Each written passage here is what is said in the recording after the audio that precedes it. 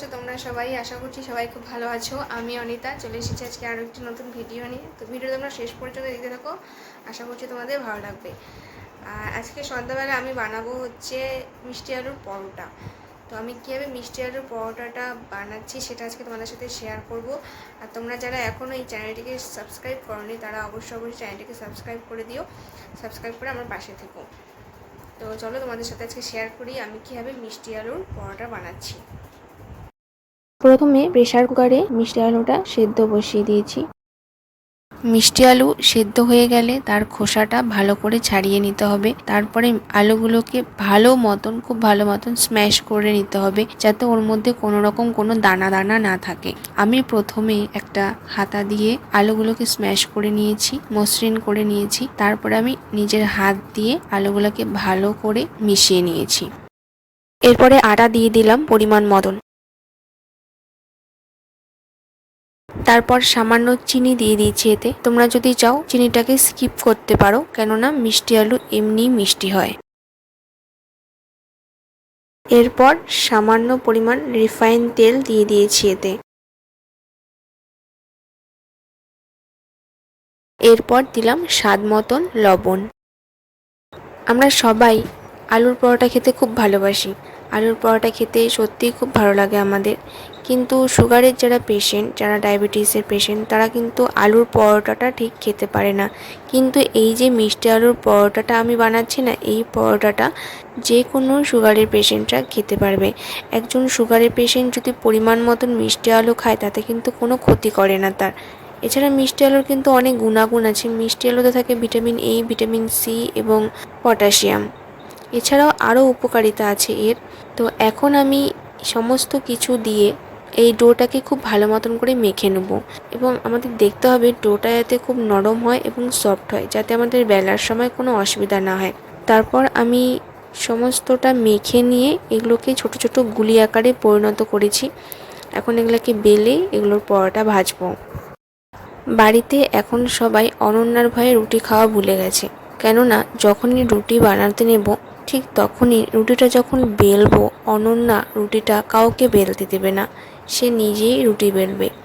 রুটি বেলনি তার চাই চাই, এই নিয়ে তার জেদ শুরু হয়ে যায়, কান্নাকাটি শুরু হয়ে যায়। যতক্ষণ না তাকে রুটি বেলনি দেওয়া হবে আর একটা আটার গোলা দেওয়া হবে, ততক্ষণ সে শান্ত হবে না।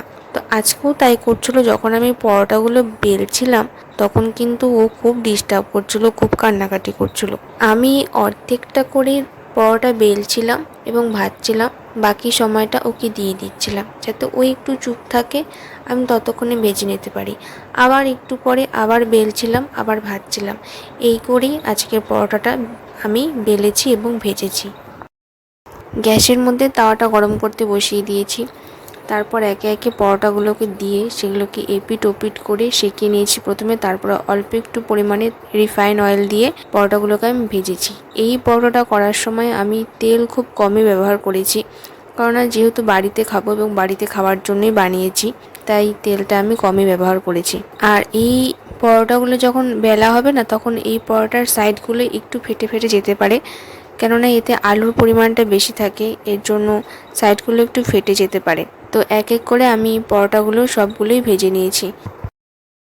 এই মিষ্টি আলুর পরোটাতে মিষ্টি আলুর পরিমাণটা বেশি আছে, তাই পরোটাগুলো খুব নরম এবং সফট হয়েছে, এবং খেতেও মিষ্টি মিষ্টি লাগবে এই পরোটাটা।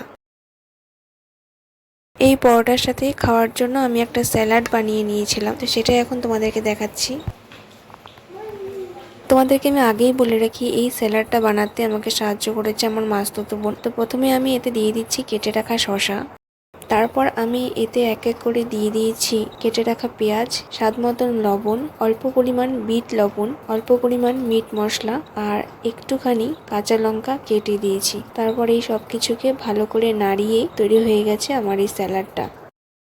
পরোটাও রেডি হয়ে গেছে, স্যালাডও রেডি হয়ে গেছে। তারপর পরোটা দিয়ে, স্যালাড দিয়ে আর অল্প একটুখানি টমেটো কেচাপ দিয়ে সবাইকে দিলাম এই মিষ্টি আলুর পরোটাটা। আমাদের বাড়িতে তো সবার খেয়ে খুবই ভালো লেগেছে। তো তোমরাও বাড়িতে ট্রাই করো, বাড়িতে নিজেরা বানাও, বানিয়ে খাও। খেয়ে আমাকে অবশ্যই জানাবে যে তোমাদের কেমন লাগলো এই মিষ্টি আলুর পরোটাটা। আর ভিডিওটা ভালো লাগলে পরে চ্যানেলটাকে অবশ্যই তোমরা সাবস্ক্রাইব করে দিয়ে আমার পাশে থেকো।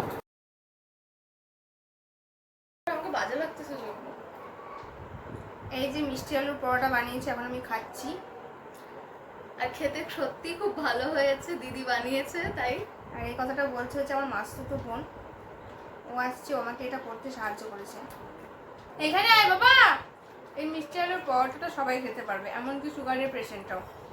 যারা সুগারের পেশেন্ট থাকে তারা না এমনি যে আলুর পরোটাটা হয় ওটা খেতে পারে না, কি মনে কাছে খেতে চায় না, তো তারা অবশ্যই এই মিষ্টি আলুর পরোটাটা করে খেতে পারবে, কোনো রকম কোনো সাইড এফেক্ট করবে না। মিষ্টি আলুটা সুগারের পেশেন্টরাও খেতে পারে।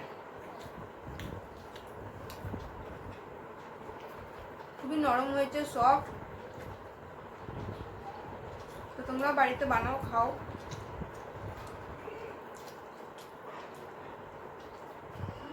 অনেকজনই আছে বুঝলি তো।